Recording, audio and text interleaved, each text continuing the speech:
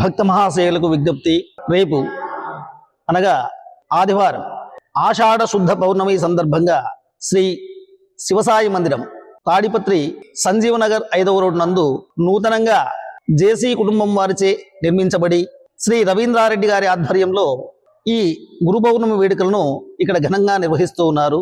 భక్తులందరూ కూడా ఈ కార్యక్రమంలో పాల్గొని విశేషమైనటువంటి ఈ పూజా కార్యక్రమాలను తిలకించి స్వామివారి కృపకు పాత్రులు కాగలరని ముఖ్యంగా చెప్పడమైనది.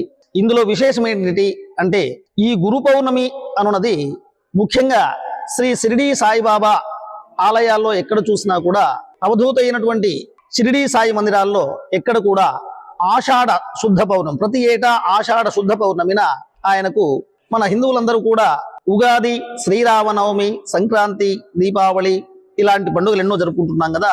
ఆయనకు ముఖ్యంగా ఆషాఢ శుద్ధ పౌర్ణమి అన్నది ఒక పర్వదినంగా జరుపుకోవటం ఆనవాయితీగా జరుగుతూ ఉంది.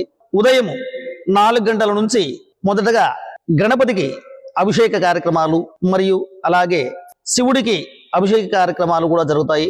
తరువాత స్వామివారికి పంచామృతాభిషేకాలతో విశేషమైనటువంటి పూజలు నిర్వహిస్తాం. అటు తరువాత హోమాది కార్యక్రమాలు కూడా జరుగుతాయి. ఈ కార్యక్రమంలో భక్తులందరూ కూడా పాల్గొని ఈ కార్యక్రమాన్ని దిగ్విజయం చేస్తూ అలాగే స్వామివారి కృపకు పాత్రులై స్వామివారి ప్రసాదాన్ని స్వీకరించి మీరు తరిస్తూ స్వామివారి కృపకు పాత్రలు కాగలరని మేము ముఖ్యంగా తెలియజేస్తున్నాము.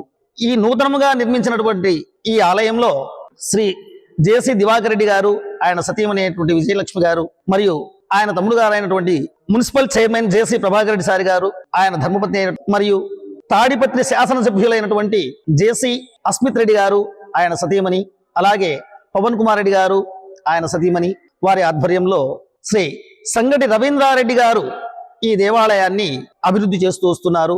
ఆయన ముందుండి ఈ కార్యక్రమాలని కూడా నిర్వహిస్తున్నారు. భక్తులందరూ కూడా ఈ కార్యక్రమంలో తమ బలభేదం లేకుండా అందరూ కూడా పాల్గొని ఈ గురు పౌర్ణమి వేడుకలను మహోత్సవంగా వాళ్ళు చేస్తున్నటువంటి ఈ శుభ సమయంలో మీరందరూ పాల్గొని మీ వంతు సహాయ సహకారాలు అందించి చివరిగా ఉదయం 10 గంటల నుంచి అన్నదాన కార్యక్రమం నిర్వహించబడుతూ ఉంది. విశేషంగా దాతలందరూ కూడా ముందుకు వచ్చి ఈ అన్నదాన కార్యక్రమాన్ని మీరందరూ ప్రోత్సహిస్తూ 10 మందికి కూడా ఆదర్శంగా నిలుస్తూ స్వామివారి కృపకు పాత్రులై మీరందరూ ధన్యులు కాగలరని మరి తెలియజేస్తున్నాం.